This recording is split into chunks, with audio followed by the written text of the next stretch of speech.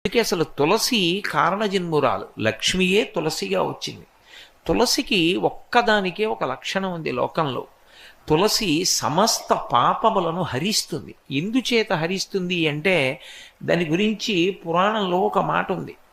యన్మూలే సర్వతీర్థాని యన్మధ్యే సర్వదేవతై యదశ్రీ సర్వవేదేషు తులసీత్వం నమామ్యహం అని. అది తులసి యొక్క గొప్పతనం.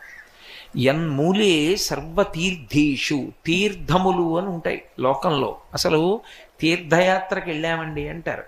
తీర్థయాత్ర అన్న మాటకు అర్థం ఏంటంటే, మీరు దేవాలయానికి వెళ్ళి ఒక దేవాలయంలో ఉండేటటువంటి మూర్తిని మీరు దర్శనం చేసి వచ్చారనుకోండి, మీకు ఎంత పుణ్యం పడింది అని అడిగితే చెప్పడం చాలా కష్టం. చాలా తక్కువ పుణ్యమే పడుతుంది, నన్ను నమ్మండి, యథార్థం చెప్తున్నా.